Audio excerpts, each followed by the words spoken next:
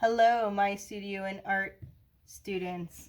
I'm going to be showing you how you will be working on your project. In case you are remote or in class, this video will provide you each step. So to begin, the products or materials that you will need is a printout of your posterized leader photograph. The next step will be to flip over your reference photo of your leader and to completely cover the background with charcoal. Now you want to make sure that you completely fill in this background and get as much graphite, compressed charcoal or graphite, on the page as possible. The more graphite you have on the page, the better your transfer will render onto the canvas. Let's say you do not have charcoal at home, you can use your darkest drawing pencils such as a 6B, a 2B, a 4B. Remember, any of our B pencils is going to release a deep and richly saturated shade. So you can see here I'm using a ebony pencil, which is one of the darkest pencils, in order to get that graphite down and completely cover my background here with that graphite pigment.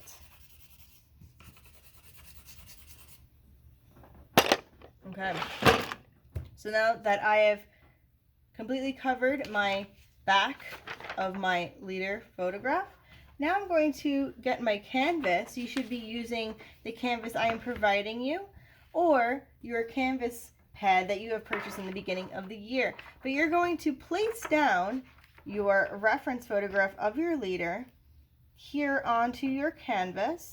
You may center it, you may have it off center. It's up to you where you want to place your leader on your canvas.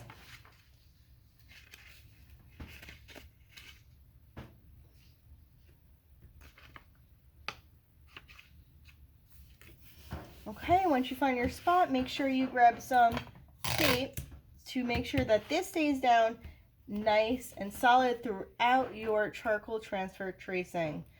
You're going to use a pen. Sometimes I like to use a dead pen so I don't actually put ink on my canvas.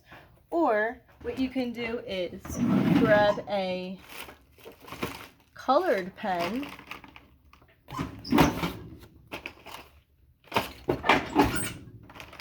So for example, let's say you have a red pen. This is a marker, but if you did have a vividly colored pen, this will help you see all the lines that you trace over in your leadership photo. Okay, so I'm going to go forward and now trace over my canvas in order to have it transfer onto my canvas. All right, so you want to move slowly, make sure that you capture all the details seen in your leadership photograph. You want to, most importantly, outline the levels that breaks up your leader photograph into those different mid-tone values.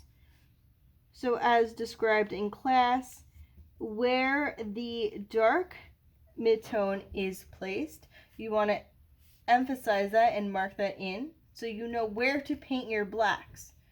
Following that, if you have, let's say, light gray midtones in your photograph, you want to make sure that you trace along those and capture that so you know where to paint your grays. Let's say you have your lighter midtones, you want to trace those levels out and make sure you have that area mapped out to put in your light grays. You'll continue this process throughout the entire face until all of this is mapped out completely so you know where to place your colors. So you know this area will be black to dark gray to medium gray, light gray. White highlights are left completely blank. But this will transfer onto your canvas so that you are aware of where to paint. So I'm going to keep going so you can see the end results.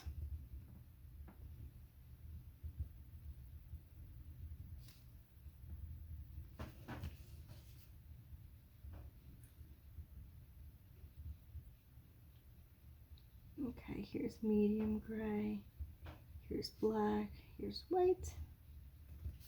Then we have medium gray over here. You're also going to keep your reference photograph. Do not throw this out when you are done because you will need it to make sure that you are matching your values accordingly to your reference photo. Always keep your reference photo next to you as you are doing artwork so that you have something to refer to. You have your example. You have that paper that tells you what the answers are.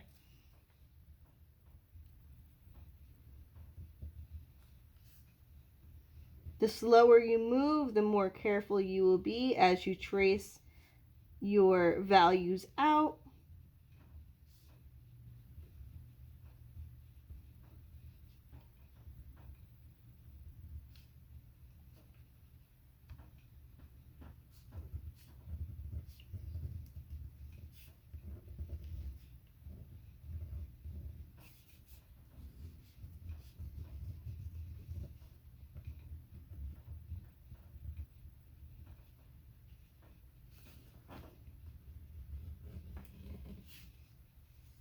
This is a dark mid-tone area. I'm going to map that out.